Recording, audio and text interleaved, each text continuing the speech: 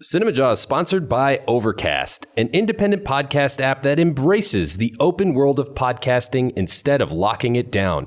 No exclusives, no premium content, no paywalls. Just a great podcast app for everyone. Get it for free in the App Store. And we thank them for their support.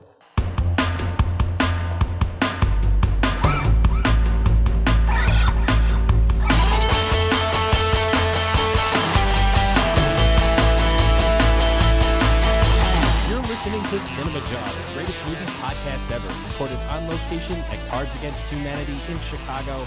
My name is Matt Kay, and with me is Rod, the movie guy, and sitting behind the glass is producer Pat. Hey guys, how's it going?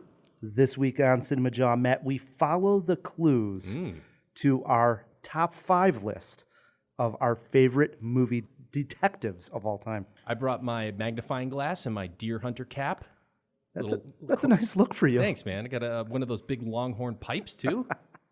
Just don't ask me what's in the pipe. Detectives. Great list. I can't believe we haven't covered favorite detectives yet, and we've been doing this for 400 and some odd episodes. You'd think we would have followed the clues to that conclusion, right? No, it's great. But our top 5 movie detectives, get thinking about that, Jawheads. This is a good topic. It is. We have a returning guest who's going to help us with that list, too, Matt. We do indeed, yes. Neal Edelstein returns for, I believe, his 3rd time on the Jaw. He has a new movie out on Netflix currently called Fractured. Oh, maybe some Jawheads out there have already watched it if you haven't. I think our discussion about Fractured is going to get people to want to hit play on that Netflix movie. Besides that, we have more going on, do we not, Pat? That's right. This week we're also going eye for an eye on Dr. Sleep. And we have a review of Motherless Brooklyn, and as mentioned, we'll be talking about Fractured. Yes. Since we're going eye for an eye on Dr. Sleep, I thought this would be a good time for Matt to take Neal on in sleep movie trivia. Think of movies with sleep in the title. Okay. I can think of a couple. Plus, we have been doing Hollywood headlines lately, Matt, and it's actually been a good little segment. Change of pace from the Cinema Wars? Because there's constantly news that we should discuss. Oh, yes. And I know, it's interesting here, too, because Neal, working with Netflix, and Netflix is making some news with this whole playback. So we're going to discuss that into finer detail. I can't wait. Among other things. I have opinions. You do? I do. Strong opinions? Strong opinions. Oh, boy. I love when Matt has strong opinions, even though I do get worried about them sometimes. You should. Plus, Matt, it is a new month. Happy November. Happy November. Sad to see Halloween go, but you know what? I'm ready for the rest of the holiday season. Yes, and as promised, Jawheads, we're going to do a brand new riddle. This time on Cinemajaw, we're going to try to do it during the break. So the new riddle and the winner will be announced for the October riddle during the break of the show. So keep listening. But we will change themes. We are done with Jamie Lee Curtis month. Yes. It was a wonderful month. Yeah, we salute her as she sails into the sunset. We have been celebrating all kinds of actors, actresses, directors, genres of film, all 2019. So who do we have for November? The man himself, the guy who seems to have a new movie almost every month, and somehow they're all amazing. Woody Harrelson. Wow. Woody Harrelson is going to be celebrated all month of November here on Cinemajaw. Tremendous A-list talent with such a range of acting ability. An amazing career. Quite, yeah. We're already going through facts and clips to pull for the Jawheads all month of November, and it's already a treat doing some of the research. So let's start right there, Pat. You got a Woody Harrelson fact for us. I do. Today's Woody Harrelson fact is that Woody was one of the many A-listers who appeared in the World War II film The Thin Red Line, directed by the ever-divisive and ever-mysterious Terrence Malick. While Malick would eventually alienate several actors who worked with him, Harrelson wasn't one of them. Harrelson reportedly stuck around for over a month after he was done filming just so he could behold the talented director at work. I mean, that either speaks very largely of Malick's talent or just how stoned Woody Harrelson was. He couldn't get off the couch. I'm just going to marvel at your talent. He was just in wonderment of him, Yeah. That is hilarious. That or the wallpaper. Yeah. Oh, wait, I got another project? All right, I got to go. Yep. I love it. Good stuff. So stick around all November for fun, interesting facts on Woody Harrelson. Matt, our guest this week, as you mentioned, Neal Edelstein. He has produced such films as The Ring, Mulholland Drive, His latest project is entitled Fractured. It stars Sam Worthington. It is out on Netflix right now. Neal Edelstein, welcome back to Cinemajaw. Thanks for having me, guys. Always great to be on the Jaw. So what's new? Oh, what's new on the work front? Fractured Yeah. is new. Fractured came out a few weeks ago, and it's been doing extraordinarily well. It's been a great journey. Yeah. great. Yeah. And it's do you get like a feeling from Netflix after it's released? Like what's the communication with from Netflix with the producers after it's out? They're very communicative and keep us in the loop on the success of the film, and extraordinarily producer friendly, almost more so than any experience I've had. So we know the movie's doing gangbusters, and reaching, a global audience in a way that it really not possible to have done in the past. So it's been awesome, and it's been enlightening for sure. So when you guys made the film, was it the plan to go to Netflix from the beginning? No, this project has a long history. It's a script that I had read some 14 years ago. Wow.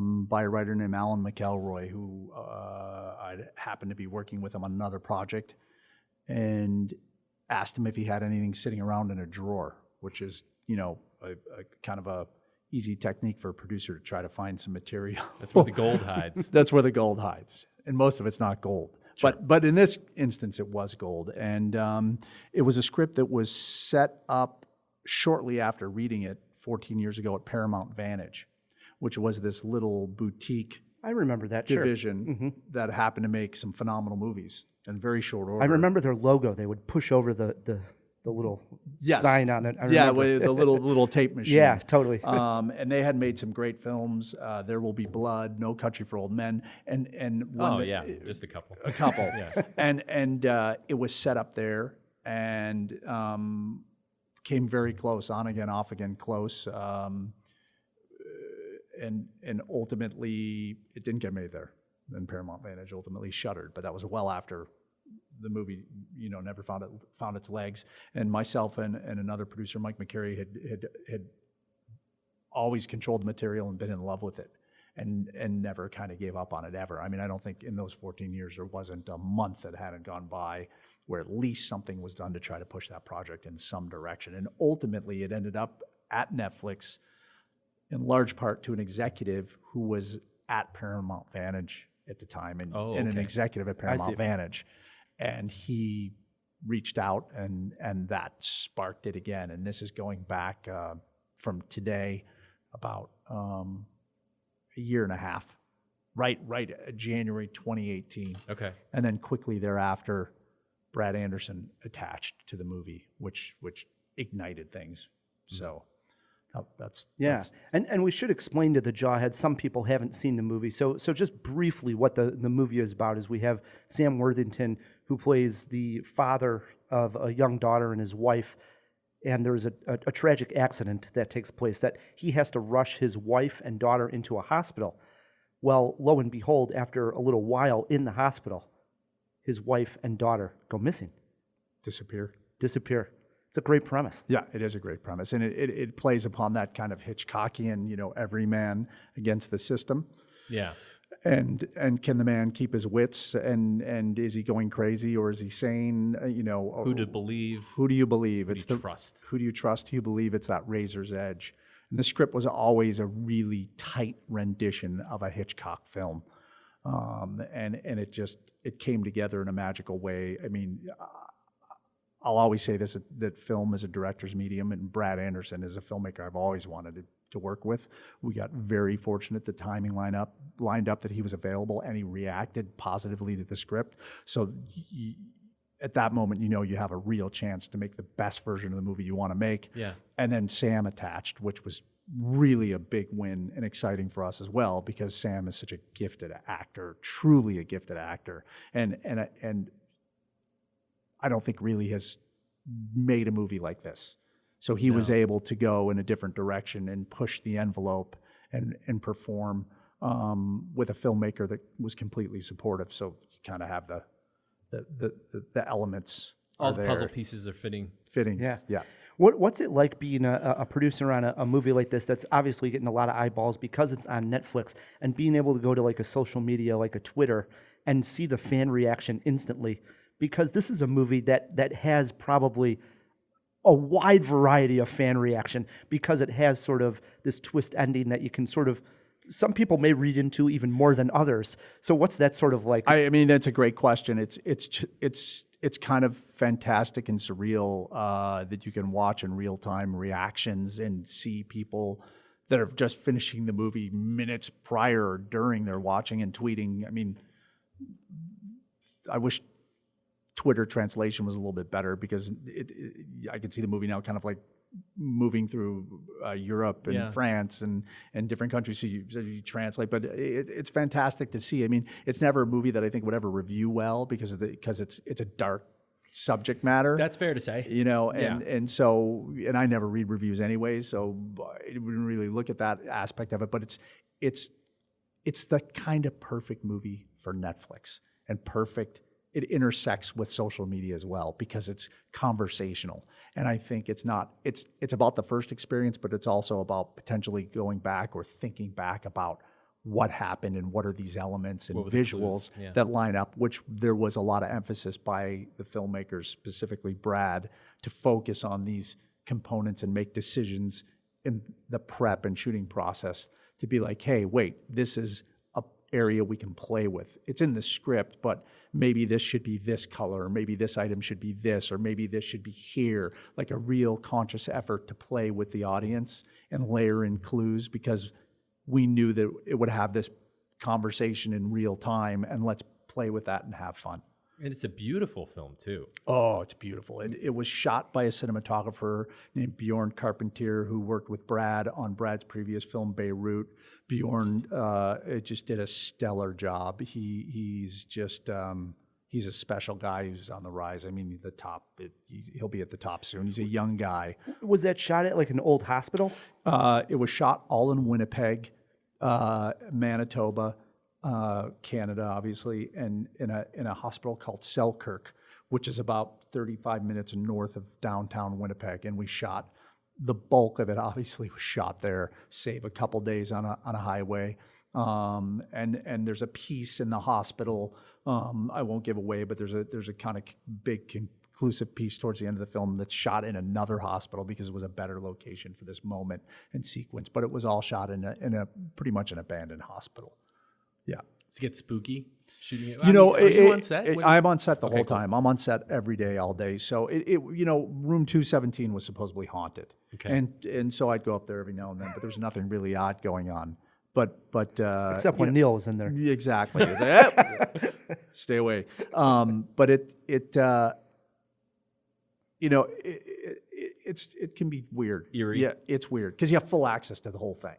So you can kind of roam and go anywhere. Yeah, like you're on the phone, just wandering, pacing down a hallway, and all of a sudden you realize, where the hell am I? Yeah, exactly. You turn a corner and you're in the twilight zone. That's cool. Yeah. One thing I did want to ask, sort of tacking on to the question about seeing the reactions on social media, are they about right on people getting the ending of the film, or do you sometimes see something that people are reading way too much into something, or you think like, boy, I thought we made it pretty clear here, or that judging of... I don't know what the split is, but there's certainly people that are missing some of what the ending in it is and interpreting it a little bit, but that's okay. That's good because it is a bit of a murky, wild ride. Murky, not that it's not clear, but there's room to interpret things, and some people are interpreting darker versions of what the movie ultimately is, without spoiling. So it is fun to see that. It's interesting because you're getting affirmation of a reaction that you expected. It's not like testing a movie because you need a specific ending to land, otherwise. It doesn't make it, The studio is going to come in and, well, it can't be that. And this movie always had a challenging ending. So it was refreshing to be able to shoot the script and not have Netflix meddle with us. They wanted to support us to make the best version of what this script was. And that's the direction we all wanted to go in. So they didn't like stick their fingers into it or try to give you notes or anything. Not like even remotely close. Working with Netflix is, for me, it's akin to what were seemingly, the glory days of independent cinema when you made a movie, like with the Weinsteins or something. God, we all know now that was, a joke. Yeah. Like that you had creative freedom to make these movies, and maybe the Weinsteins aren't the best example, but the era where you could make an independent movie, no one would meddle with you. This was truly that experience. That's awesome. It would be hard to replicate it, prior to a Netflix existing. Sure. Unless, in the Hollywood system. Yeah, unless your father was a tech billionaire or something and gave you a bunch of money to go make a movie. Sure. And I know we talked last time you've been on the show, what exactly a producer does. And we've talked about all the different things that a producer has to do at certain times. So on this particular project, you say that you were on set every day. Yeah. Your day-to-day duties, give the Jawheads an idea of what you were doing behind the camera. Well, leading up to, I'll save you on like the development and process and getting the movie set up. I mean, in this situation, you're really responsible for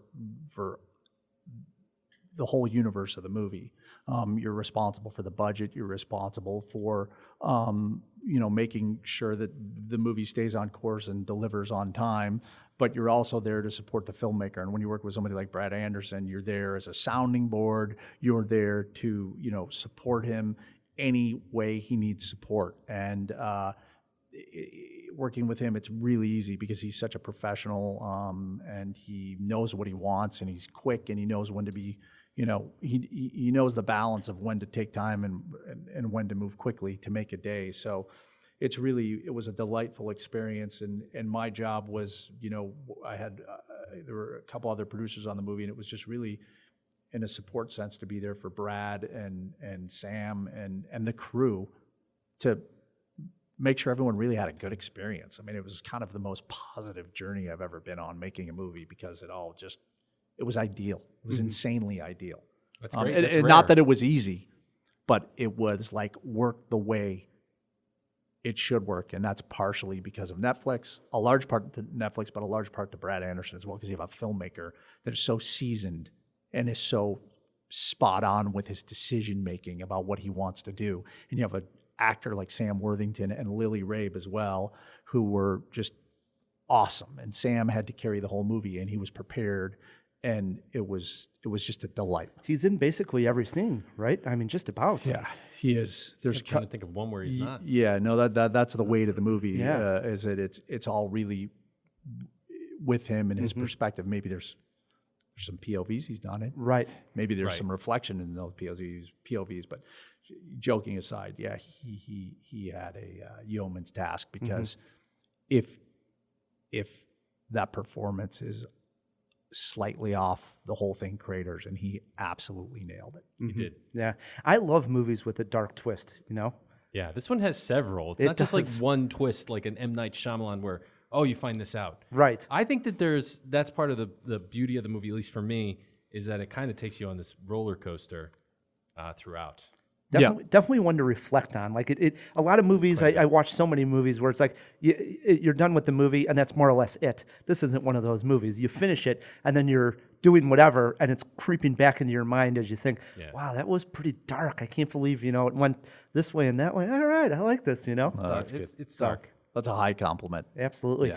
So for the Jawheads listening to this, and they're going to watch Fractured, and they want to tag you on a tweet to say what they thought of the film, what's your Twitter handle? My Twitter handle is my name, which is Neal Edelstein. So it's NealedElstein. My name? Mm-hmm. Yeah. Easy to do. And we'll put a link in the show Yeah. notes, as always. Do you respond on I try to, always. I try to reach out and communicate with people. You got it wrong. Yeah. Well, I don't want to. I love to hear the negative feedback too. It's always helpful. I'm not shying away from that, but it's good to hear people, reach out and talk about stuff and compliment movies. Yeah. It's flattering. Congratulations, man. It's a great Thanks. movie. Thanks. Yep. Absolutely. It is called Fractured. It's out on Netflix now.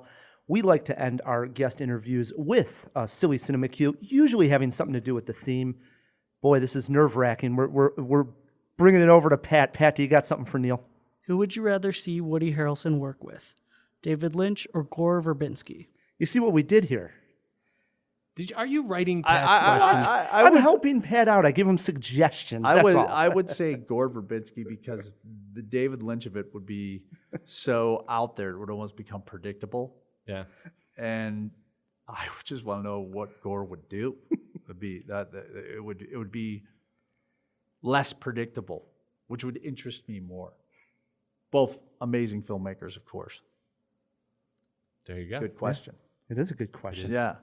It's deep. I always love seeing Woody Harrelson with a good director, you know? Like when he was in the Coen Brothers movies. Yeah, I mean, he that guy's great. He is. Super talented. Awesome. Yeah. All right, so Neal Edelstein is sitting in on this entire jaw. He has his top 5 favorite movie detectives. It brings us to Eye for an Eye. This week, we go eye for an eye on Dr. Sleep. Years following the events of The Shining, a now adult Dan Torrance meets a young girl with similar powers as his and tries to protect her from a cult known as the True Knot, who prey on children with powers to remain immortal. The film is based on Stephen King's novel of the same name. It stars Ewan McGregor and is directed by Mike Flanagan, who previously directed Oculus and the Netflix series The Haunting of the Hill House. Okay. I think that Oculus is actually a bit of a sleeper hit. And Haunting on Hill House I've not seen, but I've heard nothing but good things about. So those things bode well. I'm a huge fan of The Shining, as I'm sure all of us are, and probably everybody listening as well. It's one of the masterpieces of film. And I'm excited for Stephen King, always, even though he's had some misses. But man, I just don't know. Yes, interested, so ring the bell. But I am really nervous that this is going to suck. And signs are pointing in that direction. The bar is really high. Yeah. The bar is insanely really high. I'm interested in seeing it for sure because of the elements. Mike Flanagan is a very talented filmmaker. I think he's in that circle of next people who are going to have a string of really successful runs. So you got to see it. There's going to be, even if it doesn't totally work as a whole, there's going to be pieces of it that'll be brilliant. And Ewan McGregor's amazing. So, Yes. I mean, it just feels so right, but the bar is so high because The Shining is... How do you stand next to Kubrick? How? You don't. Yeah. You don't. I'm very nervous for this one. I remember, I go back to this. I remember I was walking out of a movie when someone, Leo Brady, a movie guy who's been on the show, I saw him and the trailer must have just come out, and he said, "Did you see they're making a sequel to The Shining?" And my initial reaction was like, what? That's a terrible idea. I didn't know that there was a book based on this. I don't read all of Stephen King's. So my initial reaction, my gut was telling me, terrible idea. For that reason, and ignore. You feel violated? Yeah. We are going to see this. It's our review next week. Hey, the book was pretty good by all accounts. That's what my wife said. Pretty good. Pat, you want to chime in on this one? Yeah, at first I kind of was on the same side as Ryan, where I thought I didn't actually realize that there was a book. So I was kind of confused, but I did really like The Shining, so I'm probably going to see it, yeah. There we go. So you're alone there, right? Yeah, 3 interesteds, 1 ignore. But we're all nervous. Dr. Sleep. Yes. Everybody a little nervous, though. Yeah. There's a lot to be nervous about. You cherish The Shining. Indeed. Speaking of new films, Matt, Edward Norton steps behind the camera for the second time for the latest feature, Motherless Brooklyn, a throwback noir film about a detective with Tourette's trying to solve a case. It's based on a novel of the same name. I hit the theater looking for clues. I needed to find out, is this one worth your time? Or is it a film that should have been swept into a New York gutter and washed away with all the other filth? Okay, listen. I got something wrong with me. That's the first thing to know. I got threads in my head. I got threads in my head, man. I twitch and shout a lot. Makes me look like a damn freak show. Can't you ever cut that out? I'm sorry. Touch it, Bailey. I'm sorry. But inside my head's an even bigger mess. I can't stop twisting things around, words and sounds especially. Have to keep playing with them until they come out right. Sorry. Jeez, forget I asked. Like I said, a damn mess. Then I started working for Frank. Frank Minna, private eye. Boys. Frankly, Frankity, Franco. He's the one who taught me how to use my head, turn it into a strength. He gave me a place in this crappy world until I screwed up.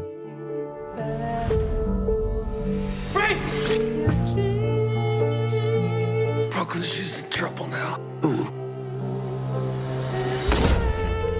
Does anybody know what Frank was into on this? There's something going down, and it's big, and they were not happy about what he found. We find who did this, and we square accounts.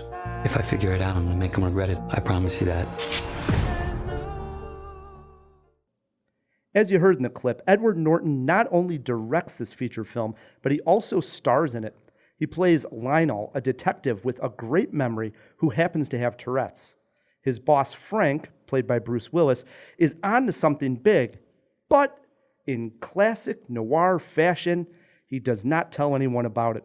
Thus, when things go bad for Frank, Lionel has just a few clues to go on to figure out what happened, who was involved, and why. As Lionel starts to put the pieces together, Matt, a much larger crime scene starts to come into frame. City corruption, payback, payoffs, brothers who no longer talk to each other, meetings at jazz clubs. Motherless Brooklyn has all the noir goodies you could hope for. Rounding out the cast here are Alec Baldwin and Willem Dafoe, both of which should be in every noir film going forward as far as I'm concerned. But is the case in hand worth solving? That's the question I'm not so sure on.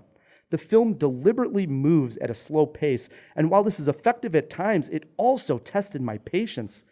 Set in Brooklyn in the 1950s means we're treated to some older cars, period sets, and some fun clothing styles. However, none of these aspects felt authentic enough. As for our lead detective, I give Norton credit. He is a character worth rooting for. Memorable, but say memorable to make a list that we're about to have here on Cinemajaw? Probably not.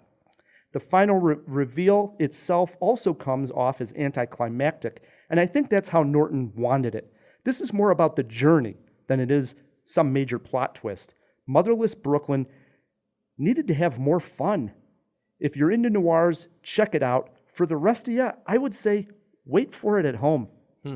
Sounds like Norton maybe it wasn't the best on the other side of the camera. Like it's a good script, a good idea, but doesn't quite stick the landing. Yeah, I mean, this is actually kind of like epic in style because it's this noir film. It's Right. set in the 50s. But you're it's saying Brooklyn. that's where there's unauthenticity. Right. And it doesn't come off like I think it should have. It felt very much like you're watching a movie trying to be a noir and not so much an actual noir film. Right. And that it just didn't translate. If maybe that was the exact style they were going for, which is sometimes when a film wants to almost like glamorize it, it may work in that scenario. But in this case, I really felt like he was going for that authenticity, and it just didn't achieve get it. there. That's how I felt. But his performance as the lead detective is Norton-esque. I mean, he's one of the best. I love watching the guy. The Tourette's comes up more as for laughs than anything. And I thought going into it when I saw the trailer, you know, this memory that he has, he's supposed to have this ridiculous memory, was going to play out even more so in the plot of things than it did. That was a little bit of a letdown. When it was introduced, I thought, ooh, this is going to be interesting how this comes into play here. Sure, that's always a great quality for a detective. Right? Yeah. Yeah. But like I say, just slight off the whole entire movie. I just wanted it to be just a little bit better in all aspects, you know, when it came to the sets and the setting. Now, Neal, you've read the book? I read the book when it was not even published, going back to the late 90s. I had a project with Jonathan Lethem called Amnesia Moon that Tim Hunter was going to direct and Keanu Reeves was going to play the lead. And David Lynch and I were producing that movie, which was based on a Lethem book. And then Lethem had sent us Motherless Brooklyn, which I loved. But I'm going back to 97, 98. Mm-hmm. And I know that Edward Norton had bought the book shortly thereafter. Bought the option, you mean? I think he bought the book outright Wow. in the late 90s, if not 2000. and has been trying to get it made ever since. So, So he's really been behind this project. he's been behind this for almost at 20 years. 20 years. Mm-hmm. So, but it's a fantastic book. It's an amazing read. Jonathan Letham's a great writer. Wow, awesome that it got made, and I'm interested in seeing it for sure. Yeah. But I mean, I think if it's a noir film, you got to have the pace, right? It sounds like the key word for me was pacing. Right. And if you don't have the pace, Yeah. it's got to build towards something in the third act. Yep. So And when you're moving a movie slow like that, it does work in the beginning because it's taking its time. It's taking its time. Like taking shape. It feels good. Right. You're getting to it, but it's that third act where all of a sudden it should pick up some speed. Yeah. And they're right in there and this is probably about a 2 hour and 20 minute runtime. So right at about like an hour and 50, hour and 45, I felt myself like it better really start going here, and it just doesn't get that next gear to finish it off in the way and the speed that it should have. That's a shame. Yep. Still gonna watch it. me too. Yep. Hell yeah. One thing I did want to mention that I didn't in the review is I'm a big Radiohead fan, and Tom York, frontman of Radiohead, gave us the lead song in Suspiria last year. Yeah. He wrote a song, Daily Battles, for this song. It's also in the trailer. So if you've seen the trailer, that's used, and it's used 2 times here. Once in Tom York's normal setting as he's croning through, and then one time in sort of a jazz club setting, which they redo the song a second time. Really That's called appreciated getting more that. bang for your buck. That's liked a good quality for a producer, right? Yeah.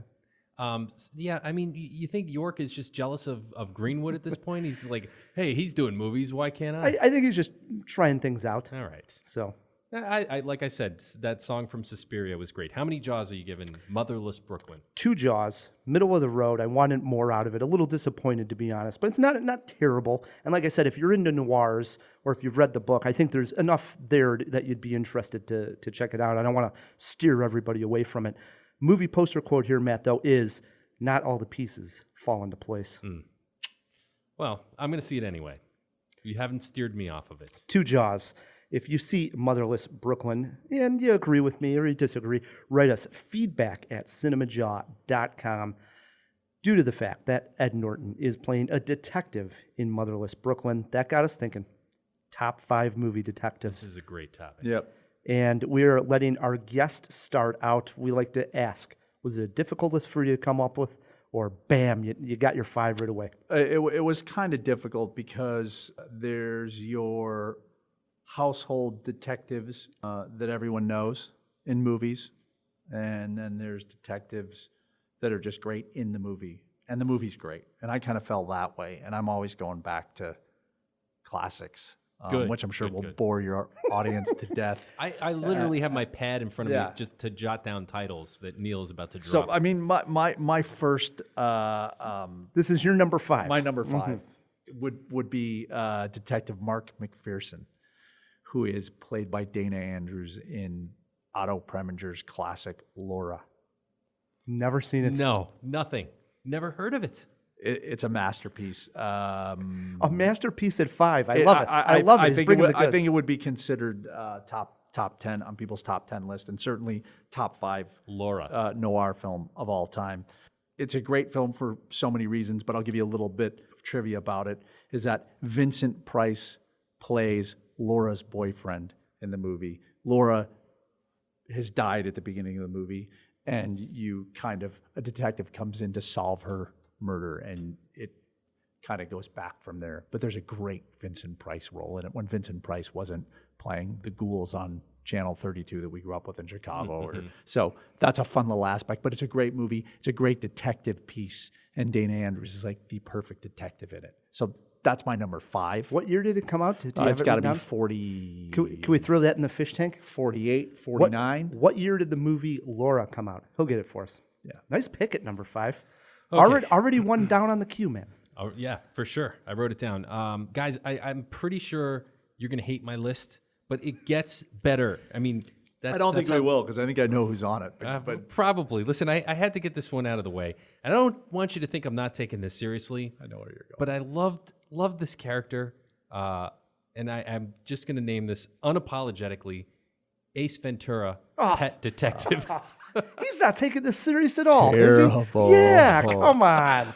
Hey, man, Wow. like a glove. I mean, like, How could you do this Listen, in front guys, of Neal? This listen. is ridiculous. here's why. I knew This guy's a Neal Hollywood was gonna producer, have- and you're I know. mentioning this? Come on. I think this was a big breakout role for Jim Carrey. He's let us down somewhat, and I think that this got so overplayed, just like a Mike Myers, who's we all agree is a tremendous talent, but the oh man, what was his spy character? See, Austin Powers. Austin Powers. Well, the Austin Powers stuff got so into the zeitgeist that made us sick. Same thing with Ace Ventura, but there's a reason, because it was a damn funny movie. It was a good movie, and I liked it. And he was actually an effective detective in a good comedy movie. There's not enough comedy detective movies unless you count the Naked Gun stuff. I'm taking Ace Ventura. Wow. All right. I'll pick it back up here, Neal. This one, Neal's like, okay, man, yeah, whatever you that's say. when I wish it was a video podcast, the look that he just gave. Yeah, that was great. All right. So my number 5 pick is a film that gave us Rian Johnson, who is a great director. Going right now, has directed one of the Star Wars films, Last Jedi, and me and Matt have now seen Knives Out, which comes out next month. A fun Clue detective movie, too. Right. Well, back in 2005, he was an unknown, and he made a noir film about a high school kid looking for his ex-girlfriend. The high school kid was played by Joseph Gordon-Levitt. His character was Brendan. Pivotal role for him, too. Yes, absolutely. In the wonderful movie Brick. And I think seeing a noir film, a lot of times they don't know how to make it their own, right? Because they constantly play up the same exact motifs and tropes that we've seen in these noir films. So you got to do something a little different to stand out. So why not set a noir film in a high school setting? And not only that, let's give them dialogue that they're not going to even stop to explain to the audience. You're going to have to catch up, and you will catch up because it's a smart enough movie that you're finally going to understand what the brick is and everything that they're talking about. But the first 15 and 20 minutes of this movie that you watch, I remember pausing it and turning to my girlfriend at the time and saying, like, I don't know what's going on. I don't even know what's been said here. It was so staggering, the dialogue. It's impenetrable. And I said, well, I will just keep going. And sure enough, about 20 minutes in, 30 minutes in, and then an hour, and you're like, oh my God, this is incredible. What a movie, Brick. You love this film. Love it, absolutely. Have you seen this one? I haven't seen it, but I know it, and it's always. I need to see this film. Yeah. I need to see this film. And It's a good one. He is a talented filmmaker. Absolutely. That's my number 5, Brick. Into our 4 as we go. Okay, number 4. I mean, this should be number 1, I guess, but it's not. It's the Maltese Falcon. Wow. Humphrey Bogart. See, that's why I knew you would have these guys on your list. Yeah, for sure. yeah. I mean, are you trying to say you want to put them on there, but you didn't want to insult me? So you went with Ace Ventura. So I went with Ace Ventura. I love it. I mean, Bogey plays Sam Spade, a Dashiell Hammett novel, screenplay by John Huston and directed by John Huston, his first film that he directed. Classic noir, if not the noir film of all noir films, fighting it out with a couple others that maybe I'll come Another up with. Bogey film, really. It's fighting it with Casablanca, pretty much, right? Yep. Casablanca, masterpiece, of course. But I don't know if I traditionally call it a noir film. Right. But, yeah, Maltese Falcon. I mean, what can you say about it? I have no fucking idea what the story is about. I don't know that anyone does. But it's a beautiful film. It sure is. brilliant. And I agree. I think it is sort of the film that so many noir films emulate. If it all, you're going back through time, it sort of seems like the genesis of so many. Correct. And inspired, I think, for sure inspired like the French New Wave, and a lot of filmmakers looked at that specific movie as like this Hollywood, that moment in Hollywood for them where they went, this is art. This is art. Like, it's not a weepy film. It's not a propaganda film about war. It's like this thing that is so uniquely Hollywood, and Bogey's like right dead in the center of that, in the beginning of that. The birth of the movie star, in a way. Maybe the birth of movie star happened maybe before that, but the birth of, I think, Art house? art house for sure. I mean, film as art for certain. Yep. Great. I'm really curious who you thought I was going to say when I was about to say Ace Ventura. Well, let's get through your list. All right, fair enough. We'll stick a pin in that. Yeah. I really don't like following Neal because my picks are a little less traditional, let's just say. And I went with you're talking detectives. It doesn't have to always be the light coming through the Venetian blinds, hard boiled with a hat and a trench coat. Sometimes it's just a cop, right? And this is a story about a beat cop whose friend gets murdered, and he has to chase down the killers, go where the mystery leads, which happens to be Beverly Hills. And I'm talking about Axel Foley, the Beverly Hills cop. I'll give you this one. It's, first of Solid. all, Yeah. he is a great detective. Remember when he's in the... He's really good. I mean, especially when you were watching him as a kid, I thought he was incredible. Great movies. yeah, banana in the tailpipe. And when he finds the coffee grounds and he's like, well, drug dealers hide cocaine in coffee grounds because it throws off the dogs. I'm like, I wouldn't have thought of that, you know? This guy knows his stuff, you know? I love the Beverly Hills Cop movies, especially the first one. I mean, really can't vouch for 3 at all. The second one's pretty decent, but Beverly Hills Cop, just a movie. Who directed that Fishbowl? Throw it in the fish tank. Is that Walter Hill or is that... Wow. I'm not sure myself. No, I don't think so, Because man. Walter Hill did the Warriors, I know. Yep. Didn't he? I I don't think think he did Beverly Hills Cop. Or but he might wrote have. it. Throw it in the fish tank. Who Yeah, wrote fish and who tank. directed Beverly Hills Cop? Yeah, I'd like to know myself. I can't think of it.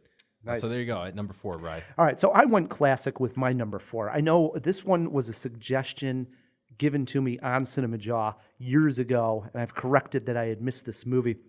Watched it and realized why people talk about it in such High regard. high regard. Yeah, absolutely. It's an Orson Welles film. Oh, It stars Charlton Heston. Oh, yeah. Yeah. Great film. I'm going back to 1958, A Touch of Evil. And the detective here is played by Charlton Heston, who plays Roman Miguel Vargas. And it's the opening shot of this movie that starts the entire crime and investigation of exactly what's happening. And that is this long tracking shot that sees this car coming across the border from Mexico into the U.S., and they're in a border town there. And Heston, his character is actually, a border patrol policeman guard kind of thing, and he witnesses this car bomb go off and kill a couple people, and so he then starts this investigation, and that in turn leads him to meet the police captain, who's played by Orson Welles, and there's corruption. It's everything you want in a noir film. That's total noir. Great movie, one of the greats. Right? And weird and freaky and perverse, and Janet Leigh. There's like this Janet heavy Leigh's in there. sexual stuff going on. That's a really trippy film and brilliant. That's a good one. It is. Wells was out there too. Way out there, and he's so crusty and bizarre and sleazy in that movie. Yes, His he's performance is awesome. That's a masterpiece. It is. The cinematography in the movie is great. The performances I love. Touch of Evil. Yep. So I don't think he did anything that wasn't a masterpiece. He was just one of those guys. Like, knocked it out of the park every time. that was my number 4. Into our 3 as we go. Okay, into our 3s. The 3 for me is these are a series of films, and it's a detective couple. It's Nick and Nora Charles in the Thin Man series, played by Dickie Powell and Myrna Loy. These movies are masterpieces. They were based on again Dashiell Hammett books or short story. The first film was such a wild success because of the chemistry between Dickie Powell and Myrna Loy, and I defy anyone to watch these movies today and not love them. Just the banter, the wit between this couple as they try to investigate and solve crimes. It's this kind of odd mashup of like murder mystery meets lighthearted comedy. Mm-hmm. It's brilliant. And the movies, I think there may have been 4, 5, 6 of these films later turned into stage plays. It's a franchise in every sense of the word, but magical movies and all about detective work and noir, but like kind of a weird subgenre. Must see the first film, The Thin Man. The Thin Man. Yeah. It's great. Yeah, this is great indeed. Filling up the queue. I am. I'm going to jot that one down as well. All right, that swings it to me. And as a matter of fact, I also have a detective couple here. These two were a magazine publisher and a hacker who team up to solve Good pick here, Matt. the disappearance of a girl. There was also a series that came out of this, and it's a pretty decent series. Some entries better than others, but I'm talking about Mikael Blomkvist and Elizabeth Salander from The Girl with the Dragon Tattoo. I love that first film. Yeah, the first film. Have you guys read the books? No. I started the book. Really? And You I put it don't know down? why. I don't know why I put it down. It wasn't because I didn't enjoy it. I think I just got distracted, and then it just evaporated for me. Having the idea of your taste that I've gotten over the interactions we've had, I think you would really enjoy it. Pick it back up. It is a bit of a slog to get to when it starts getting really good, but then it's just a roller coaster ride. And really, if I had to pick one of these two that I would prefer, it's obviously Elizabeth Salander, who's one of the most interesting new characters in media, period. Yeah. In a long time. So I like her a lot. Well, I like that they're a team that has their two qualities that they really actually need. I don't think her by herself is nearly as strong Right. She's without such a him. misanthrope. Right, exactly. That's why I think that is such a perfect marriage of couples, because those two together can really solve a case because they got such strengths on two opposite sides. Yeah, they're good together. I like that. Was an honorable mention of mine. My number 3 pick is, of all things, a cartoonist. Dead giveaway. It is one of the better. It's not really even a noir film, but it was a dark film trying to catch a serial killer. It came out in 2007. Zodiac is the film. Oh, yeah. And I'm going with Robert Graysmith, played by Jake Gyllenhaal, who was this cartoonist at the newspaper where the Zodiac killer was sending in these letters. Right, taunting the journalists. Taunting or the police. journalists, and they had detectives after him. You had the newspaper guys after him, more of the seasoned guys. And it was this cartoonist that was actually looking at the letters that was able to sort of get something out of the way he was just even using what particular letters, what colors were on there. There was more to it than just what was on the letter, you know? Right, he was able to decode it at least somewhat. Exactly. And so he starts becoming obsessed with the Zodiac killer, as so many people did. But he probably then came closer to catching the actual killer than anybody else had, because he just stayed on the case. Such a creepy movie. No better scene than when Gyllenhaal himself is in the basement of when he thinks. It's so creepy. You know the scene? The floorboards above are just creaking. The movie's amazing. It is. I mean, you're at a moment where everybody more or less knows it's the Zodiac killer. At least we think he is, and he's under this impression, and you just get that suspense that is literally nail biting, edge of your seat. That's edge of your seat right there. The David Fincher master. Yep, I know. Yep. Might come up again. that was a great one. My number 3. Into our 2s, Neal. Number 2 is Bogey again in The Big Sleep. Howard Hawks is The Big Sleep, which is another one of these, I think, defining noir films. Bogey plays Philip Marlowe. It's based on a Raymond Chandler short story. William Faulkner wrote the script, or had a first crack on it. Howard Hawks and William Faulkner would, I guess, go hunting and drink together, and Faulkner wrote the script and couldn't deliver because he was drinking too much, and the script had a couple other screenwriters, and it's really this just brilliant, bizarre, never-ending murder mystery that doesn't ever make sense by design. Hawks said he never wanted it to make sense or culminate with a conclusion, but it's just so much tone and texture and cinematography, black and white cinematography. Bogey, at his best, it's a masterpiece. It's a movie I go to regularly just if I want to escape and get lost in a world. The Big Sleep. I've never seen it. I Magic. have not either. I've heard of this one many a times, Sure, but I I've have heard not of it, seen it. yeah. So, a nice Catch one. up with this. Yeah, he's bringing the goods, Matt. I'm I don't glad know, you're the following goods. him If up.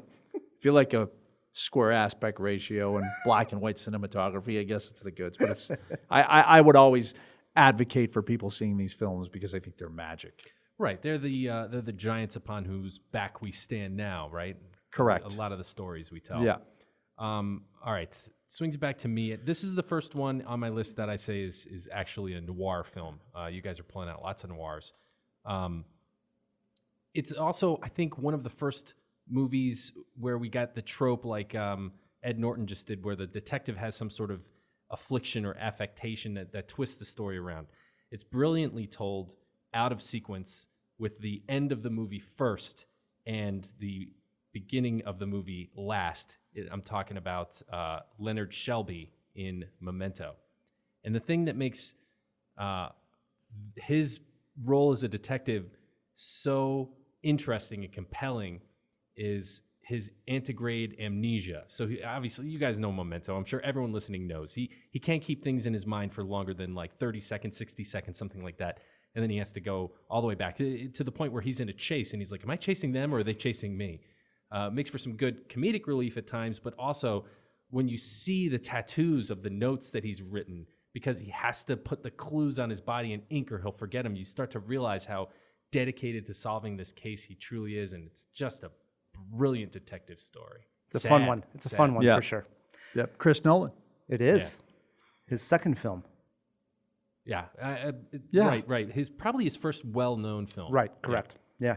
Nice pick at number 2. My number 2, I went with a female cop who turns into more or less a detective, as she's the only one that is able to sort of solve what's going on in the very weird town of Fargo. Oh, I thought he was going to say V.I. Warshawski. That would have been my pick, you know. Fargo and Brainerd, Minnesota. I'm talking about Frances McDormand as Marge Gunderson in Fargo.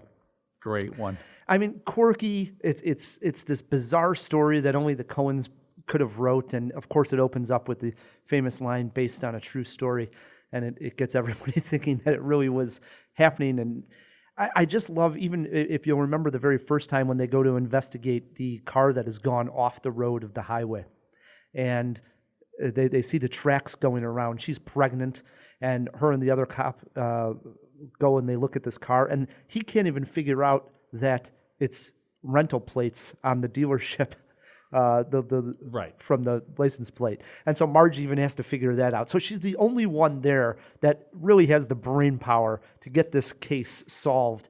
And she does her damnedest and goes all the way to the point where she sees Steve Buscemi being chopped up in a wood chopper, which is horrific. It was horrific and amazing. Great movie and great character. Great character, yeah. I think it's really what endeared Frances McDormand to the population at large. Yeah. Won the Academy Award for the performance as Marge Gunderson.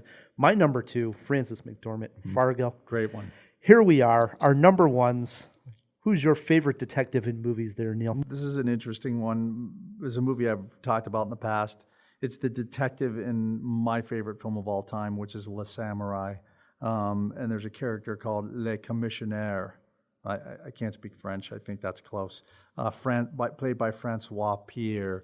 And Le Samurai is auteur noir. And you follow a hitman played by Alain Delon. And at some point, he commits a crime and he sets up his alibi, does Alain Delon. And the cops bring him in because he knows he's kind of on their radar. And there's a detective, the commissioner, who instinctually knows that Delon is guilty of this murder, but can't prove it, but goes through the paces of trying to, through different techniques, and one specifically involving a lineup where he brings Delon in amongst other potential criminals, and it's so brilliantly done. I mean, it's really a testament to the filmmaking, but the detective is so brilliant in this movie, and his techniques are so fascinating, and it's, again, supported by, I think, probably the greatest editing sequence I've ever seen in a movie. Oh, wow. And it just sticks with you. And this role, the film is now, it's become kind of this masterpiece and revered piece of cinema, but the detective in it and his techniques are so loved in this movie. It just stuck with me as the first and best option. This has been a blind spot for me. I've seen it pop up on various lists doing Cinemajaw through the years, and I've never seen this movie. So Yeah, I recommend I it, have of course. to see it. Yeah. Seems that way. Yes. Wow. Can you follow it up, Matt? I don't know, man. I got a feeling. First of all, I definitely shouldn't have followed Neal in this roundabout. The but, scary thing here, Neal, is I believe there was a Pet Detective too. Yeah, no. There was one where they got a little kid to be the pet detective. You never know, guys. No, I'm pretty sure this may be what Neal was thinking when I started off my number 5, because it is a less serious film, but a brilliant film nonetheless. Also, Coen Brothers. It involves kidnapping, ransom, German nihilists. The detective in the story is sort of an unwilling and bumbling one, but effective nonetheless. The Big Lebowski. And I love this movie. If you asked me to name my top 10 movies, this would be in the top 3 for sure. I've come back to it again and again and again. The one time when he actually consciously tries to do some detective work is probably the best gag in the movie, when he's at Jackie Treehorn's ranch and Jackie Treehorn's taking notes while he's on the phone, and then he leaves the room and the pad is there, and the dude grabs a pencil and he starts scribbling over it, and it's just a lewd cartoon. You remember this? That's one of my favorite jokes. Oh, Such God. a gag. The Coen Brothers are amazing. This character, to take a detective story and spin it around like this, I don't think anybody could have pulled it off better than them. And I love the dude, The dude. Jeffrey Lebowski. I don't know how good he is as a detective, but Hey, he man, gets by. He solves the crime. He abides. The dude abides. I do love when he's getting kicked out of the car, or he's thrown into the car, and he's like, "Watch it, dude. There's a beverage here." It's always concerned about is that beverage. There's so many one-liners. You could quote that movie endlessly. All right. So for my number 1, I've mentioned this movie on Cinemajaw before, and I don't think you've seen it, Matt, and you always give me a tough time on it. But I was younger. I didn't know necessarily I was seeing a noir film. I wasn't thinking about it in movies that way. And so for me, this is sort of the gold star noir film that I grew up with, thinking, wow, now I know what this is all about, this genre can do and what it is. And it gave us such just an enormous cast that included Kevin Spacey, Guy Pearce, among others. In 1997, L.A. Confidential was the movie. Yeah. And the character here is Lieutenant Edmund Ed Exley, played by Guy Pearce. There where he is, twice on one list. he is investigating the Night Owl case. I realize when you're making a noir film, you got to have a cool name with the case. So you got the Night Owl, and so they're trying to solve this Night Owl case, and of course that leads into this huge, conspiracy of corruption in the LA police force, and what I love so much about Ed Exley is, at the core, at his absolute heart, he is just a good cop. He knows what to do, and he knows the right thing to do, and he finally convinces others, such as Kevin Spacey's character and such, to join him on that journey to finish out what's been going on here with the corruption inside their own force. And what a movie. Like I say, I think I went into it not knowing exactly what to expect and coming out saying, you know what? I'm a noir fan. That is a great film. Great film for so many reasons. That's a good one. Man. The cast, amazing. I didn't even mention Russell Crowe is just devastating in it. Absolutely. Yeah, the movie's magic. For such a recent movie to be such a sort of an indelible sort of watermark, high watermark for the genre of noir, speaks a lot. A lot, because it's kind of trying to emulate noir, but it's being its own original version. It's a wink towards the past because it's a period film. Mm-hmm. It's a very tricky balance. That's an amazing, that script and that's one that, like, if you come across, how there's certain movies you see it and you're like, oh my God, I got to finish this. I don't care where I'm going across the movie. When I come across it, I'm just like, that's it. Got to watch the end of this one. Yeah, it was a time, too, when movies like that could get made and showed in the cinema and in the theater, and people would go see it. And I just hope movies like that can still get made, because it doesn't on its face, there's nothing blockbuster about it. And I bet that movie did huge business. Yeah. Throw it in the fish tank. What did L.A. Confidential do box office-wise? Because I agree. I'd love to know the numbers. I remember it being a hit. I saw it. So. Yep. Awesome. Honorable mentions before we go to break. I got a huge one, guys. And in all honesty, I would have put this on my list, but I figured one of you guys would definitely have Chinatown. I JJ thought gets- about it. Yeah, I did too. JJ gets Right. John Huston, Right. Jack Nicholson, Faye Dunaway, Roman Polanski, Polanski directing. Great. and as a cameo, right? Does I he? believe he does. He cuts Nicholson's nose, sticks the Oh, blade yeah, in You know his what yeah, nose. happens to nosy people, Jake? Yeah. Yeah. Yeah. It's a great scene. That's Great movie. fantastic. There was a movie that came out earlier this year. You'll recall, Matt, we had this on our fall movie preview last year. It got delayed to this year, and I caught up with it, and I was shocked how good it is. Andrew Garfield in Under the Silver Lake. Oh yeah, I was really stoked for this one. And It's good. He plays. Oh, I loved it. He plays Sam, who's like an aimless 33-year-old in L.A. The best way to sum it up is it's a stoner noir film, and the set pieces are awesome. I described it as it's a messy masterpiece. It's there. It just didn't all come together, but what an enjoyable film. Check out Under the Silver Lake if you haven't. I got one more. We did not mention Somerset, as played by Morgan Freeman in Seven. It's another Fincher movie. I think he's that classic battle-hardened, one step out the door, about to retire detective. But the problem there is they couldn't catch John Doe. He ended up having to surrender because their great detective work couldn't catch John Doe. Yeah, but you could see that he was on such a short timeline because of the 7 sins, and he was going fast. Somerset would have eventually unraveled this case if he had the time. Interesting. He was a great detective. All right. If we missed your favorite movie detective and you have Twitter pulled up, shoot us a tweet at Cinemajaw, or you can always email us, feedback@cinemajaw.com. What we're going to do is take a break. When we come back, we have trivia. Matt versus Neal in sleep movie trivia, plus some Hollywood headlines. Stick with us. Let's all go to the lobby. Let's all go to the lobby. And now Woody Harrelson and Haley Steinfeld have a classroom chat in the underrated Edge of 17. Mr. Mayor, I didn't have a chance to do homework last night because, well, I don't know if you know this, but my dad passed away. It's just been really hard to do anything. Date of passing? Sorry? When did he die? 2011. Ooh. Yeah, I have a 1-year expiration date on freebies for the dead and dying. Are you serious? There'll be other opportunities. Your grandparents can't stick around forever.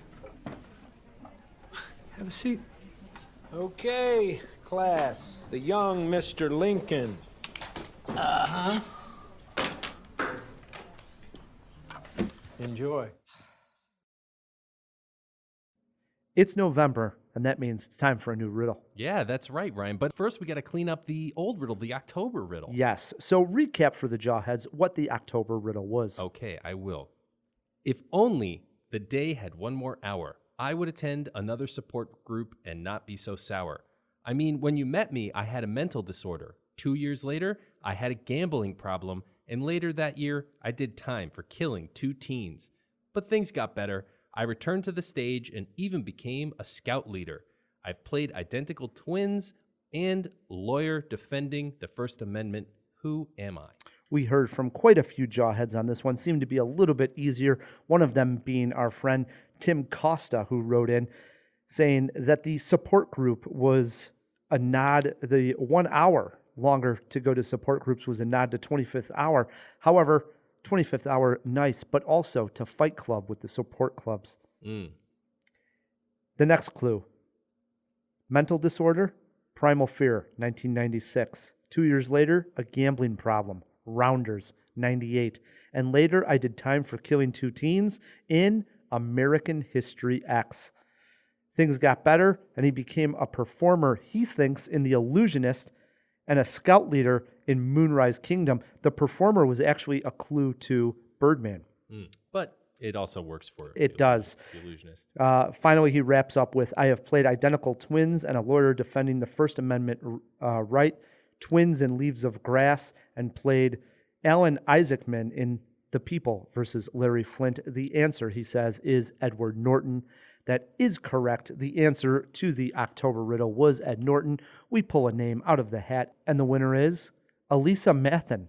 Oh, nice. Nice. All right. Write us feedback at cinemajaw.com. We will get you a prize pack. Or you can take me on in trivia, Lisa. Ooh, interesting. Interesting. Could be options. That brings us to the November riddle. Yes, indeed. Here we go. The November riddle is this. I once got lost on a highway with a director who hates cell phones. I might be crazy because sometimes I move things with my mind and talk to yogurt, robots, and my dog. I fought with monsters with Betty White and Randy Quaid on separate occasions. I'm not Mr. Right, and I ain't no pushman. Who am I? If you know the answer to the November riddle, write us feedback at cinemajaw.com. Your name will be thrown in a hat, and we will pick out one lucky winner. The sparkling drinks are just dandy. The chocolate bars and the candy. And we are back on Cinemajaw, hanging out with Neal Edelstein. His new film, Fractured, out on Netflix right now, starring Sam Worthington. Me and Matt have both watched it. We both recommend checking this thing out. Definitely. Cool. And write us. We love to hear this reaction because it is got some twists and interpretations on which way they see it going. So Yeah, I would like to hear people's thoughts too. I would too. Makes me wonder, what's next, Neal? Well, what are you working on also? You always got something in there. Yeah, you're always developing stuff, and there's certain things that are closer than others. Something I just optioned that I'm really excited about is this Rich Cohn novel. I don't know if you know Rich Cohn. Actually, I should correct myself. Not a novel. It's a book. It's Rich Cohn is a phenomenal writer. Is nonfiction? It's nonfiction. It's the story of Albert Hicks, who was really the first American gangster and the last pirate to be hung in New York. The story takes place in 1860. Oh, wow. And it's the beginning of modern day detective work and the start of the New York Times and this killer named Albert Hicks who committed a heinous crime on the Hudson River, and it's about the investigation and a character study as he's captured and confesses. It's a brilliant book, in my opinion, not too dissimilar from some of this historical. That we call historical fiction because it's based on true events, and Rich did a lot of research, but it's kind of like The Devil in the White City, if you've read that book. Yes. Love it. Amazing, right? Mm-hmm. This is very much in that zone, and I think even better than that book if I can go there. So I get a question about, you're talking about like optioning a book. Yeah. And then like earlier we were talking about the girl with the dragon tattoo, and you had said you had picked it up and you were reading it, and I was going to make a joke at that point, like, the reason he put it down was because he realized, well, somebody already optioned this thing, so he just put the book down. Yeah. Right. But that was going to be a joke. But, sure. But I was wondering, so how does that happen? Like, sure. I mean, are you just walking in a bookstore and you pick this up, somebody sends it to you? In this what's case, I know Rich, and I've tried to work with him. We both went to New Trier High School. He was a year older than me. I didn't really know him there, but we got introduced in our adult life by a mutual friend, and I'd always been following his work. And he writes for Vanity Fair and Rolling Stone. He's just a gifted writer. So he sent me the book when it kind of, I think, came right out of his computer, and said, "Here, how about this?" And I read it, and I fell in love with it. And so I optioned it from him, and off to the races. Now I'm in the process of putting elements together. I have some, I think, weighty elements, but it'll be a special event series. It'll be like a long movie, as we call it now. Thankfully, because we have these streaming services, we can make long movies, which means an 8-hour movie directed by one individual, which is just unbelievably beautiful. And so that's the direction. This is the thing. I've got all a series of projects I'm working on, but this is the thing I'm really in love with because it's just got so much going for it. It's got scope and story and character and tragedy and period. It's beautiful stuff. Awesome. That's exciting. Yeah, it's good stuff. I like the idea, too, of a producer having so many different things going on because you don't know what's going to go at what time. You were talking about earlier, Fractured, how long it's going to take.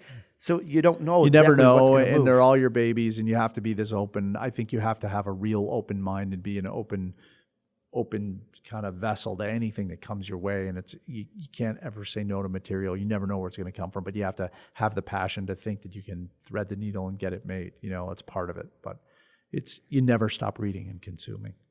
The good thing for us, Matt, is it just means another project that Neal will have to come back on. I know. Cinemajaw for. That's definitely in the back of my head. Oh, I can't wait to talk about that one. Anytime. I'd love it. Good stuff. All right, before we get to Hollywood headlines and before we get to some trivia, we threw some items into the fish tank, and I know Pat wants to swim up and tell us what we got wrong and inform us. Wait a moment! It's fish! Isn't it? DC! Wake up! Wake up! No, Pat, it's a giant glass bowl. Hey, get some fish folk. Who's coming with me besides Flipper? Here. That's a Sicilian message. It means Luca Brasi sleeps with the fishes. You're gonna need a bigger boat. All right. So the first question in the fish tank was what year the movie Laura came out, and that was actually 1944. 44, Wow. Laura. Wow. Older than we thought. Yep. Yeah. Interesting. The second question was who wrote and who directed Beverly Hills Cop, and it was directed by Martin Brest and written by Daniel Petrie Jr. Marty Brest. There you go. Yeah. No Walter Hill to be found. Yeah. Yeah. Interesting.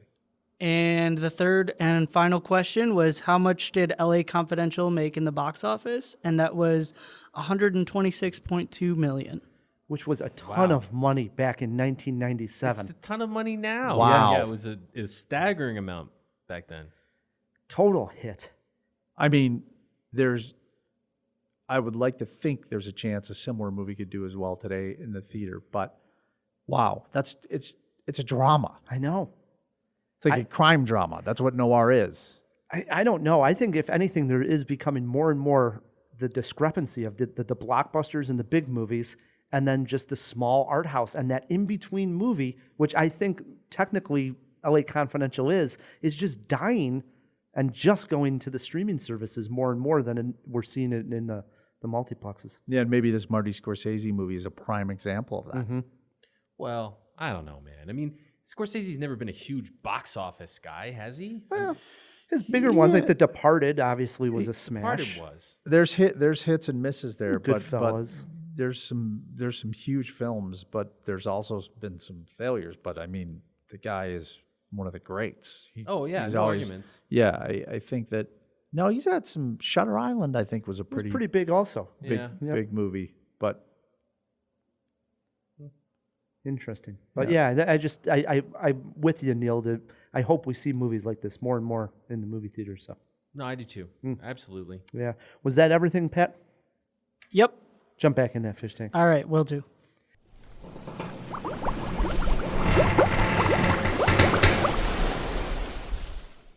All right. It brings us to Hollywood headlines. A couple of big ones floating around. What do we got going on? All right, so we have two Hollywood headlines this week. The first one is that Game of Thrones showrunners David Benioff and D.B. Weiss have quit the Star Wars trilogy to work on the Netflix project, citing there are only so many hours in the day to work. All right, so this was, to fill people in, this was going to be a brand new trilogy having nothing to do with the Skywalkers, just set in the Star Wars universe. But on Netflix? No, this was going to be a 3-movie deal. Oh, okay. And that's right. Yes, and they had tapped these Game of Thrones showrunners, and they were going to create this trilogy, and now they've stepped away. We're at Star Wars overload. I'd like this one to come out, which we're about to get, the end of the Skywalker saga, and I would like to see the first show that they have coming out on The Mandalorian. The Mandalorian on Disney Plus. I'm excited. And then breathe for a while. I don't need another new movie for 5 years. I'm literally then at that point, give me a 5-year break of Star Wars. I know. They really stepped on the gas after they bought it from Lucas. And who knew? He was actually kind of right by pacing out those movies. Everybody wanted more Star Wars, so they gave the people what they want, and lo and behold, now they don't want it as much. It's tricky. Because you're seeing it from a producer standpoint. So this is a good angle here. I mean, I should be so lucky to be involved with a movie at that level, and the greatest producers in the world are producing those films, right? Kennedy Marshall. I understand the studio's side of the equation. You know, this kind of dovetails maybe into this conversation that we've had in the media recently, which maybe you guys covered, which is this isn't cinema. These Marvel movies aren't cinema. Well, the studio has to make these movies, and these movies feed the movies that we love, the other types of movies. I mean, we all love the Marvel movies, but also there's the other films that need to get made. So I feel like it's tricky if you're sitting in the boardroom at Disney. You've got to iterate. You've got to keep these things alive with current filmmakers, and you don't stop making them until you hit the skids, right? So I think they've probably heard the pushback, and they're going to come up with a strategy to slow it down. This is conjecture. I'm not in those rooms. I'm just saying it's a business. Hollywood is a business, and you got to feed the bottom line, and that's a good thing because there's a lot of people to employ, and it helps a lot of people, right? Like it's a really positive thing to make these movies, and that's where the pressure is, right? Like so. But there is an overload. It's hit saturation point. There's no doubt, and to me, it just becomes one blurry mass. Like it's just more like it's so like the Marvel movies and Star Wars and all that. It's just coming at you, and it just becomes and streaming. And I mean, none of us can keep consuming what's out there. It's like impossible, right? Oh yeah. Totally. So I feel like it's and if their movies aren't so unbelievably A+++ and reviewed that way, you're gonna run into these skids. Yep, I agree. Yeah, sad but true. So I'm okay with them stepping away at the end of the day. It's fine. Take a break. Yeah, it's fine. I agree with you. Yeah, let's slow it down a little bit. Solo was a piece of crap. Yep. What else we got, Pat? The second Hollywood headline is also Netflix related, and it is about Netflix testing a speed binge feature, which allows subscribers to speed up or slow down playback without muting the volume. The feature is not unlike what most podcast and audiobook apps already have and is used by some listeners to consume content more quickly. Who wants to start here, Matt? I'll get us going here, guys. So as a podcaster, this is something I use. As a podcast listener, I listen to a lot of things on 1.5. I don't think it takes anything away from the medium of audio whatsoever. The pitch doesn't change. These apps are they crunch the data, so the pitch stays the same. You just get through the show a little bit quicker. And we're talking about 1.5. It's almost imperceptible. It's at 2, you can really tell that the pace changes, but it helps you to get through a show a little quicker. A long show like Cinemajaw, maybe a lot of listeners find that handy. Movies, different thing. I don't know. I really don't. And I'm usually the one who would say, like, I'm all for something like this, but I don't know, because there's such a thing as timing and pacing and things that actually happen in real life at a certain pace that we're used to seeing. And now when you make that different, I think it changes the art. It's like you can't just walk by the Mona Lisa. You have to stop and look at it and say, okay, I've seen it, examine it, take your time with it. And I don't know that this is right. But that doesn't mean that they shouldn't and can't put that in. If they choose to, I think it's okay. I'm somewhat with you. I'm more against it than I am for it. Same. And I think that it should be upfront, and I don't know, and maybe Neal could speak somewhat to this. I think it should be negotiated with Netflix and the creators. Say a director comes in, and let's just use Marty Scorsese for an example. Oh, he'd be all for it. Yeah. And Scorsese, if Scorsese walks in when that negotiating is done and they know they have the power to do this, I think that should actually be on the table if it's an option for your art. Do you care? Because I don't like the idea that all of a sudden, without the knowledge of the artist who created the work, all of a sudden Netflix now is going to be able to tell them, well, we want these guys moving a little bit faster on the screen. I don't like that. But I think if it was negotiated up front and the artist said, yes, let's do it that way, can we argue then? I don't know. No. Neal? Yeah, it's I mean, why would anyone want to speed through a movie? I don't know either. I don't know either. That I don't understand. Like, because it is about pacing.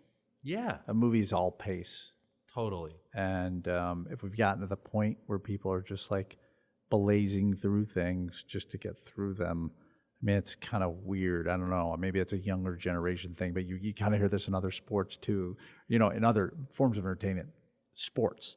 The NBA is trying to figure out ways to speed the game up and all, like baseball. And I just am like, well, to what end? Like, what are we speeding for? Like, why is everybody speeding up? I'm not so sure that it's really necessary, but I do think it's like creatively. Netflix it's an entertainment company, but it's also a tech company.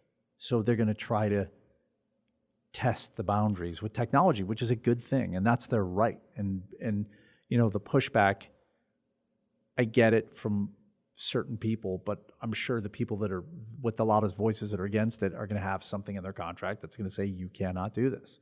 And Netflix they'll do it on a case-by-case basis, I guess. But I think people get so hysterical and they get on Twitter and they start firing off tweets and it just rises this level that the media picks it up. I don't know. I don't, it's Netflix's prerogative to do it, sure, but like I don't understand why anyone would do it. I don't know. I'm not, whatever, speed through, I mean, like, let's move through this really fast so I can get to what? Like what, I'm going to speed through the ending too? Just so you can speed through another show? Yeah, and I don't even know how it would look. It'd be so weird and jittery and like, what's the point? I don't know how it would look either. I agree. But would it be okay to do that for like an episodic show, like a Game of Thrones, for example, or something that you really want to catch up on quickly?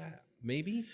I don't know, but like, aren't there other forms of media to consume, like a podcast talking about that episode, or I don't know, like I don't know who this is targeted to. I don't know who wants it this way. Mm-hmm. What's the demand?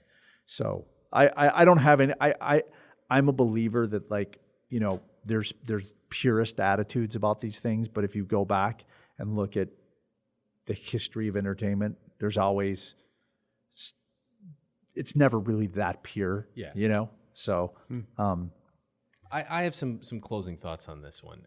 For some strange reason, right? I understand the 1.5 or 2x listen back in the podcast app, but for some strange reason, mine and I suspect many other podcast app, you can actually listen at 0.5 or even slower. And if you really want to hear something very funny right now, take your phone out of your pocket, and if your app has this feature, set this playback to 0.5 or something slow and listen to us sound completely drunk while we talk. Listening to Rye at half speed is hilarious. Yeah. Oh, so funny. He's like, today on Cinemajaw. You don't got to be slow now because everybody's listening to us slow right now. It's going to be even slower when you listen back. Twice as long. Oh, man. The debate will continue. Good talk. We're all on the same page. I agree. Yeah, I agree. All right, we like to end our podcast each week with some fun trivia. And as mentioned, we went eye for an eye on a movie entitled Dr. Sleep. So it got us thinking about sleep movie trivias. Neal, you're our guest. You get to choose if you want to go first. Let Matt go first. There are steals, and if you get hung up on any questions, you get one lifeline. Pick me up, Pat. Pat has all the clues, at least, to the questions. And I'll give you this advice, Neal. They start off easy. Wow. Okay. There was a motion by Neal to Matt. Yeah. To Matt. He deferred. Yep. He defers to Matt. I Is deferred. this correct? Correct. Okay. I forgot. There's no video. I just motioned. Yeah. Question number 1 over to Matt K. Matt, in 2014, Disney made a movie about the villain in Sleeping Beauty called Maleficent. Who played Maleficent? Angelina Jolie. I tried to tell you they start off easy. Question 2 over to Both Neal. of them are going to be easy. Neal, name the 1996 movie that starred Brad Pitt, Kevin Bacon, Billy Crudup, and Robert De Niro. It was about teenage boys abused in a reform school. Oh, yeah, I know the movie. Was it called Sleepers? There we go. 1 to 1. You gave that to me for birthday or Christmas. Or Yeah, which was a weird gift, I remember. It's a bit of a weird gift. You probably got it for free or something. He knows me too well. It is 1 to 1. Question 3 back over to Matt K. Matt, in 1999, Johnny Depp starred in Sleepy Hollow. What actress co-starred with him playing the character Katrina Van Tassel? I don't know, but probably Helena Bonham Carter.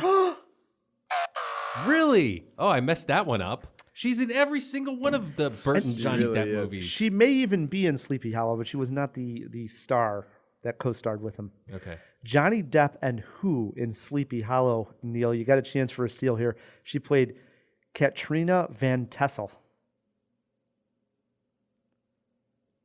Johnny Depp and American who? actress? American actress. I know who it is, but I can't remember her name. It was the mother in Stranger Things. Close, but that is incorrect. It was actually Christina Ricci. Oof. Christina Ricci. Wow. No Yeah. chance I would remember that. But she reminds me of Winona Ryder Yes, a little bit. Winona She's a Ryder. younger version of There's- Winona Ryder. a Yeah, little bit. they both played like the spooky little girls. Yeah, and dark. Yeah. Christina was Wednesday Addams, and she was Lydia from All right. Beetlejuice. It's 1-1. Question 4 now is over to Neil. Neil, name the actress who starred in 1991's Sleeping with the Enemy as Laura, a woman who fakes her own death to get away from her husband. That's the biggest actress of all time, whose name is completely escaping me, but it's going to come to me because her name is Julia Roberts. Wow. 2-1, Neil. I don't know if you would have got that one, Matt. I don't know if I would have either. It's a good film. I was probably going to say Ashley Judd. Question 5 over to Matt K. is down 2-1. Matt, in the sequel, Wall Street, Money Never Sleeps, Gordon Gekko starts working with his daughter's fiance, Jake. What actor played Jake in the film? Dude. He sort of co-starred in the movie Wall Street, Money Never Sleeps. Michael Douglas and who? Man, this was such a crapper, man. Young actor. Okay, well, it's probably not Charlie Sheen at this point. Young actor.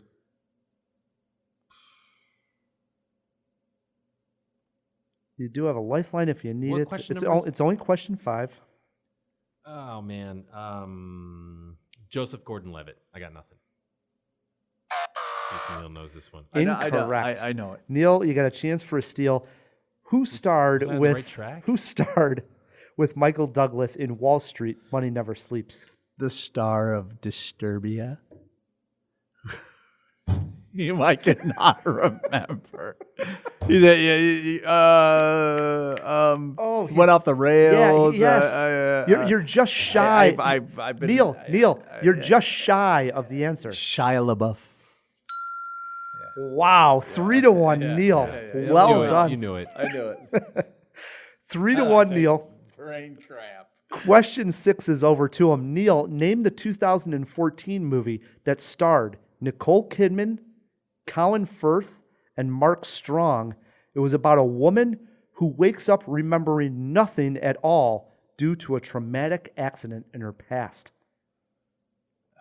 We're playing sleep movie trivia. Yeah, I'll pass on that one. I have no clue. Read it one more time. All right. 2014 movie. Uh-huh. It starred Nicole Kidman, Colin Firth, and Mark Strong. It was about a woman who wakes up remembering nothing at all due to a traumatic accident in her past.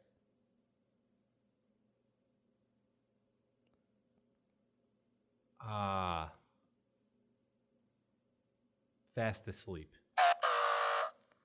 Before I Go to Sleep was the correct answer. Before I Go to Sleep. What a dud, that is huh? That was an IMDb search. Yeah, wow, that was a crazy one. All right, it is 3-1, and question 7 is over to Matt. Matt, we know that Tom Hanks and Meg Ryan starred in Sleepless in I was Seattle. hoping to get the Sleepless in Seattle question. Who directed the film? I'm going to jump right in the fish tank here. Whoa! I'm gonna pretend. Into the fish tank we go. Question Neil knows 7. this, I can tell. Pat, who directed Sleepless in Seattle? So your clue for this one is that it is a great female director that has recently passed away. Penny Marshall? Nora Ephron. Is Penny Marshall still with us? She's passed also. She did too, yeah. Yeah, but Nora Ephron as well. It is Nora Ephron. Neil has won this one 4-1. Congratulations. Who would have known that I knew my sleep titles? The last question of the game, and this is so appropriate. Now, I write these beforehand, right? The last question of the game is over to Neil. Name the 1946 classic film that starred Humphrey Bogart and Lauren Bacall. It was on your top 5 list, and it's about a detective hired to look into gambling debts of a young woman. The Big Sleep. Absolutely. Why couldn't I get that question? Because I wrote it down. It was so funny because I wrote these the day before, and as Neal was talking about The Big Sleep, I thought, I know that's on my...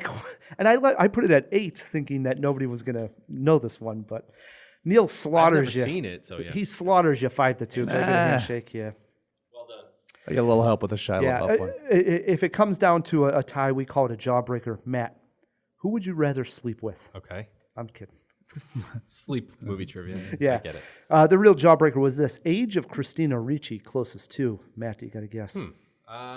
She's not that old, right? Okay, so Addams Family was in the 90s, and she was probably 9 or 10 then, so that's like...